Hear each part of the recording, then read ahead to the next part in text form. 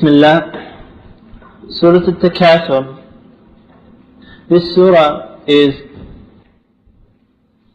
a wake-up call for those people who are distracted from the truth and distracted by the dunya.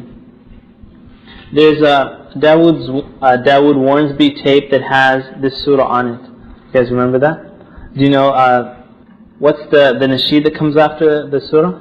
Okay, yeah, it's Sunshine, Dust and the Messenger, that tape, and it's about the distraction, all the sounds that surround us, all the noise that confound us. On that, as the reciter recites it, because I listened to that recitation a lot, and then the more I kept listening to the recitation and the translation, the more I kept thinking more and more about this surah. And there was an article, I believe it was a New York Times article or something like that, where they were mentioning how so many people started going back to the church after 9/11, especially in New York. And they were like interviewing different priests and whatnot. And they said that because, well, one of the priests was commenting, he said, before 9/11, everybody was caught up in the dunya. Right? They're just trying to get a bigger paycheck, and just trying to get a fancier car, fancier house. And he said, and most of those type of people were the kind that were in that area of the World Trade Center. Right? That was their lifestyle. The rat race and trying to get more money. And then in a split second, they lost their lives. And the priest was saying that people realized that this is not the mission of life. Because this is what these people were thinking, and then their lives were snuffed out. So there must be some other meaning to life than what we're told in the media that it's all about, collecting toys. There was actually a bumper sticker that said that life is about collecting toys, and the winner life is a game, and the winner at the end with the most toys, or the one with the most toys is the winner. Alright, you seen that bumper sticker? Okay. أعوذ بالله من الشيطان الرجيم بسم الله الرحمن الرحيم ألهاكم التكاثر حتى زرتم المقابر كلا سوف تعلمون ثم كلا سوف تعلمون كلا لو تعلمون علم اليقين لترون الجحيم ثم لترونها عين اليقين ثم لتسألن يومئذ عن النعيم. Allah subhanahu wa ta'ala in this surah is telling us about our distraction in lives, and basically that distraction is coming from our wealth or our offsprings. And this distraction, when we say that someone is distracted, they're distracted from something, from that which will bring them benefit in the hereafter, that will bring them benefit in their true life, and that is the life of the hereafter. Allah subhanahu wa ta'ala says, Al-Hakum. Al-Hakum is the lahu, diverts you. At-Takathur. At-Takathur, it says there, the mutual rivalry for the piling up of worldly things. What that is, At-Takathur is basically At-Tabahi, which means to show off. To gather, I guess in our culture it would be the meaning of, you know how they have the Jones and the Smiths, right? And the person next to you is buying something like a fancier car than the one you have, so you have to keep up with that. And then when you get a better car than they look at your car and they say, now I have to get a better car than him. And it goes back and forth. And that is At-Takathur, the piling up and the showing off to other people. Now I was reading in marketing books, if you notice the Volkswagen, right? Volkswagen, the most popular American car was the Volkswagen Beetle. In all of history, that was the most popular car. It was cheap, it looked kind of funny, right? And I'm talking about the old one, not the new one. Volkswagen actually is, and you may not know, this is like car talk here, is a luxury car company. They're a luxury car company. They brought a cheap car to America which became so popular, but they're a luxury car company. And they said that now their cars are actually very, very expensive. right? And they brought in the new Beetle and stuff like that. They're very expensive, but they said that it failed miserably in America. Because in the people's minds, they said that Volkswagen is attached to cheap cars. So if you pay, like you get a Volkswagen SUV, right? Sports utility vehicle for those who don't know. You get one of those and it costs $60,000. And as soon as the people see, oh, it's Volkswagen, how much do you pay for this? $15,000? And they said because people, the American people will not pay $60,000 for a car when everybody else thinks that they paid, $20,000, $30,000. Because of tabahi. That's why it failed. There's no way they're going to do that. They're going to pay that much money if the people don't even think that they paid that much money. So they'll get a car where the people will think that they spent it because it's all about showing off to the other person. And Allah subhanahu wa ta'ala is saying that Al-Takathur. And like we mentioned about the river of life, that it just pushes the people along. They just let go of their hands and just let the river push them, push them, push them. And where is the waterfall? حَتَّى زُرْتُمُ الْمَقَابِرِ. Until Zurtum is like until you visit the graves. Al-Maqabir are the graves. And Zurtum here means death, because it's a visit with no return. And if someone, like I said, doesn't know the tafsir, they might think, oh, when you go to the graves, you're remembered about death, and then you come back and then you do tawbah and stuff like that. Zurtum here doesn't mean that. It means death. And it's a metaphor for death, as Ibn Kathir, rahimahullah ta'ala, mentions. And the word death, subhanAllah, has many euphemisms. You know what a euphemism is? Okay. Death has, I'm going to give you one, they say kick the bucket, right? Can anybody give me any other euphemisms for death? He passed away, or he passed on. He bought the farm. Yeah. I have that in my special list. He bought the farm. Like you said, kick the bucket. He croaked. Right? What other one? Yeah. He's gone to his maker. That's right. Bit the bullet. He bit the dust also. What's that? He went on to the big house. He got snuffed out, correct? The one about the, like, bite the dust. You know, when a guy pulls out a gun and he says, bite the dust, and then he hits the guy. Actually in Arabic they say, رَغْمَ أَنْفِهِ. Right? Because if you ever fall down, your nose never hits the ground. You will always put your hands out and stop it. Before your nose hits the ground, you always have hands. But if you ever fall and your nose hits the ground, that means you're completely destroyed. So they'll say رَغْمَ أَنْفِهِ, and they'll translate it as may your nose be rubbed in dust, meaning may you die. This is a visit with no return. And subhanAllah, it's almost as if the human being goes through life thinking that they're only going to be visiting the graves. And this is actually in the society, and you'll see that in the Quran, when they go into hellfire, they'll say رَبِّ ارْجِعُونَ. They'll say, oh Allah, send us back. Okay, now we're on our visit to the grave, and we've seen hellfire. Send us back to the dunya, we'll be great believers. We'll go to the masjid, we'll help them build the masjid, and we'll do good, inshaAllah. However, it's a visit with no return, and at that time it will be too late. These two sentences are tawbih. Tawbih means to shame a person. They're verses of shame to a person. Al-hakum, you are distracted by this mutual rivalry, or this tabahi. Hatta zurtumul maqabir, until you visit the grave. There's a hadith, inshallah, that I'm going to share with you. The Prophet ﷺ says, يقول ابن Adam, that the son of Adam says, Mali, Mali. He says, my wealth, my wealth.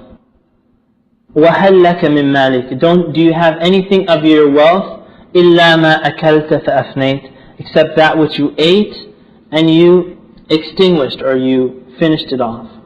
أَوْ لَبِسْتَ فَأَبْلَيْتَ. Or you wore it until you can no longer wear it, and it got ruined. أَوْ تَصَدَّقْتَ فَأَمْضَيْتَ. Or you gave sadaqah and then you passed and let it go. And so actually, as the Prophet ﷺ is saying, that the only thing that a person really benefits from their wealth is that which was spent for the way of Allah subhanahu wa ta'ala. If anything was used for eating or anything used for wearing, if they didn't have the intention for the sake of Allah subhanahu wa ta'ala, it's gone, never to return. And these people, and you're seeing, like I said, the issue of wealth and the person's infatuation coupled with ungratefulness to Allah subhanahu wa ta'ala. You'll see, for example, the life of a Scrooge, right? A Scrooge, someone who's miserly. They collect their money, and sometimes they'll even enslave themselves to that money. They may have all that money, but they're still willing to lead a miserable life so long as they can continue to collect more money. Because to them the issue is about collecting the money. What happens when they die, they realize, look, this whole life I haven't enjoyed it. I've been collecting this money, and now all these sons and daughters are going to be inheriting the money. So what do they do in the end? They give it all to the dog, right? They'll say, here's $2 million to Freddy the dog. Forget, all the inheritors, and they cut them all out, right? And to continue their Scroogeness and their miserliness.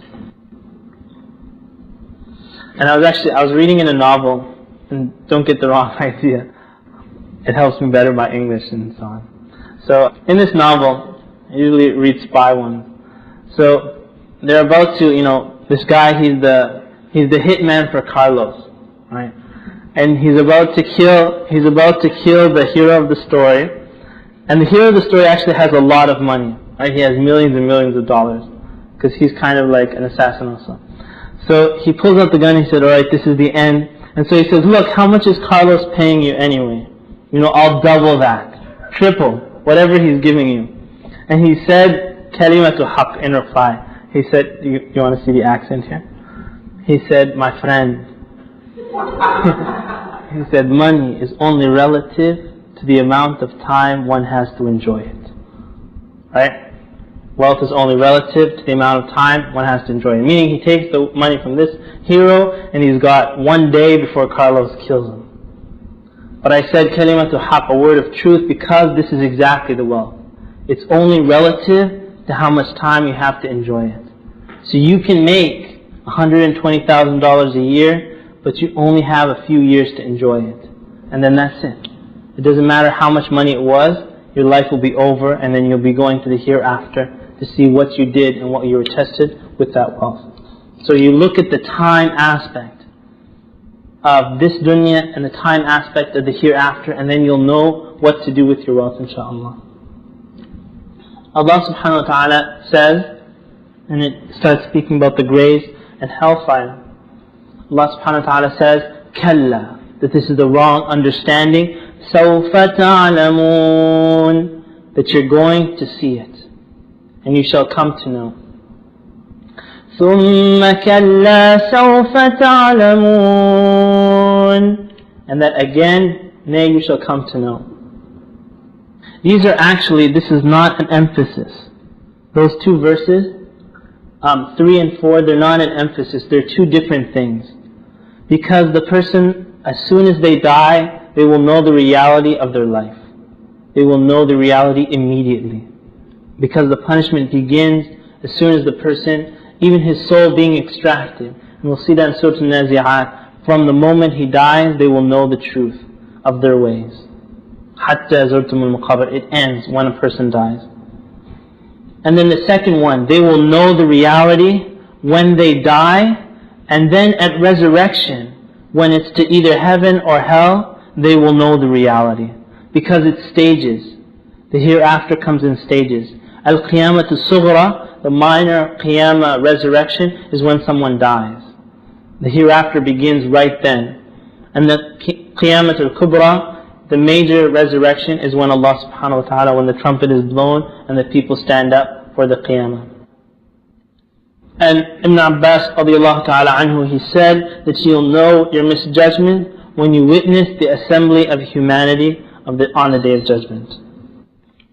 I remember in the pop culture someone saying that, the reason that the road is less traveled, maybe there's a reason behind it not being less traveled. Meaning because they're saying that it's leading in the wrong direction. Al-Hasan al-Basri rahimahullah ta'ala, he said, don't accept the false security of all the people that are going down the wrong way. And a lot of people, they like to go, they have this herd mentality. If the people are doing bad, then they'll do bad with the people. And they'll almost use them as the excuse. They'll say, why are you doing bad? Well, everybody in the university is going to pubs and drinking alcohol, so I must be safe somehow, because so many people are doing the bad. he said, rahimahullah ta'ala, he said, don't accept the false security of those surrounding you, because you will die alone. You will die by yourself. And you'll be resurrected by yourself, and you'll be put on trial by yourself. That you'll die, you'll be resurrected, put on trial, all by yourself. In verse 5, and this is a verse that I've contemplated a lot, Allah subhanahu wa ta'ala says, كَلَّا لَوْ تَعْلَمُونَ عِلْمَ الْيَقِينِ. Kalla, nay, that low is if.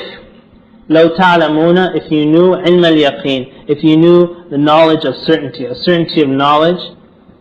And notice how big the brackets are here. It says, the end result of piling up, you would not have occupied yourselves in worldly things.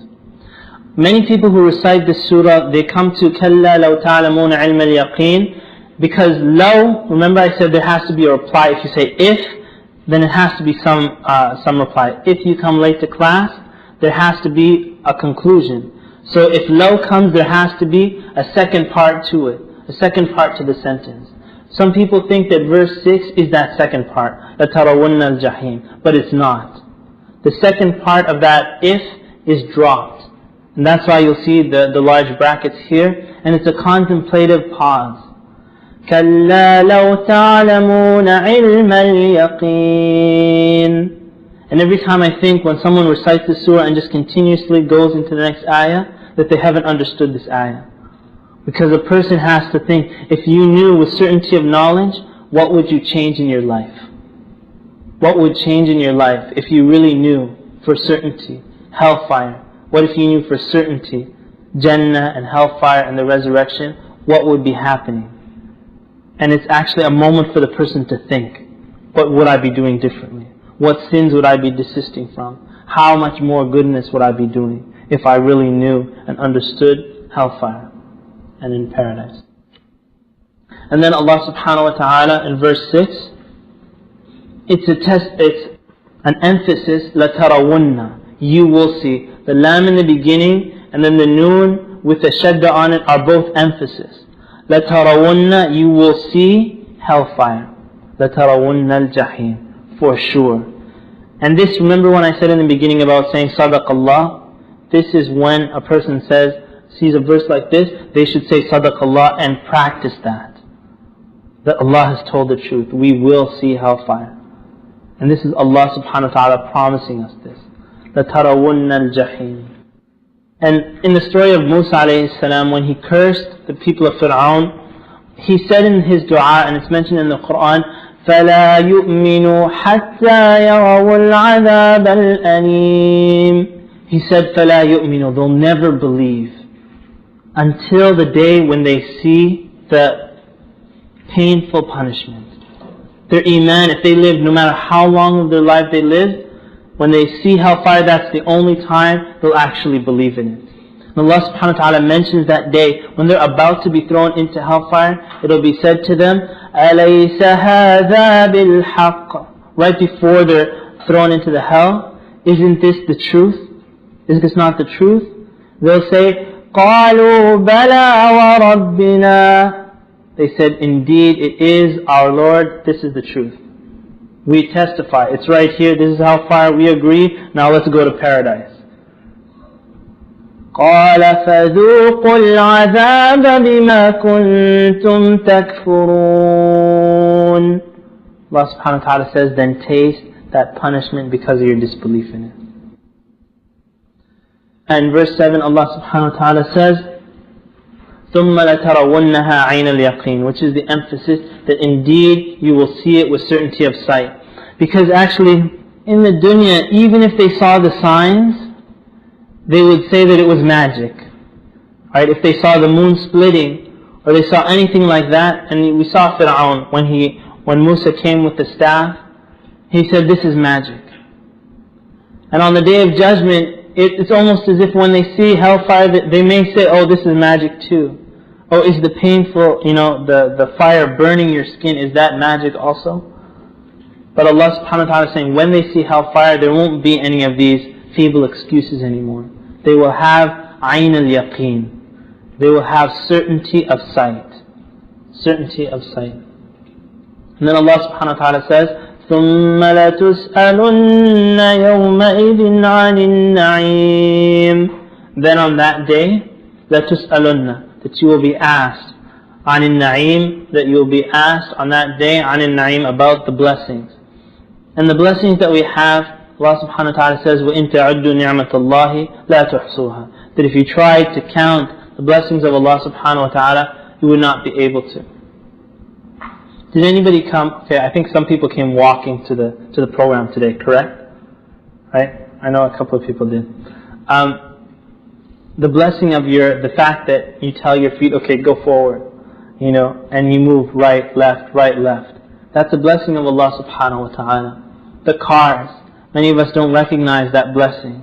Any airplanes, even a pillow, you go to sleep at night, you're feeling a little chilly, you put on a blanket. You wake up in the morning to make wudu, and there's a hot water tap. Nobody in the past had hot water taps, right? It was very cold water, and if you lived in Pakistan or something, you know how cold the water is. You have to wake up very early to boil the water so that you can mix it with the cold water if you need to take a shower. All of these ni'am, blessings of Allah subhanahu wa ta'ala, just don't go. They will all be questioned about. You will actually be asked about these things. لَتُسْأَلُنَّ يَوْمَئِذٍ عَنِ النَّعِيمِ. Everything that we ever enjoyed in the dunya, we will be responsible for and will be questioned about it. Imam al-Nawawi rahimahullah ta'ala, he speaks about this, that it's not necessarily a shame and punishment questioning. Meaning that Allah subhanahu wa ta'ala won't necessarily punish everybody by asking them about these blessings that they received, but it's a counting of the blessings. It's a counting of them. There's the Prophet sallallahu alayhi wa sallam, if you may know the hadith, when the Prophet sallallahu alayhi wa sallam went out hungry, and he found Abu Bakr and Umar, and they were walking around, and then a companion said, I'll make food for you, and then they made some meat. And then they ate, and then they were full, and then the Prophet ﷺ said that you came out of your homes hungry, and you're only going back being satisfied and full. And he said, لَتُسْأَلُنَّ يَوْمَ الْقِيَامَةِ عَنْ هَذَا النَّعِيمِ. Or كما قال صلى الله عليه وسلم. He said that you will be asked on the Day of Judgment about these blessings. And like I said, it's not a shame and punishment questioning, but we will be asked regarding the blessings. And Abu Hurairah radiallahu ta'ala anhu, he was once invited for roast meat, a very fancy meal. But when he saw it, he actually didn't want to partake in the meal, and he said that the Prophet ﷺ left this dunya without satisfying himself from khubz al-sha'ir, which is barley bread. And you'll see Aisha radiallahu anha, and this was their life, when they conquered Khaybar, she said, Al-ana nashba', I said after this day, because Khaybar was known for all its dates and so on, she said finally we'll be satisfied and full from what? They're not going to have, roast camel or something like that. She said, Al-ana nashba' min at-tamr. She said from now on we'll be able to satisfy ourselves with dates. With dates. And this is how they lived their lives. رضي الله تعالى عنه. That's Surah Al-Takathur.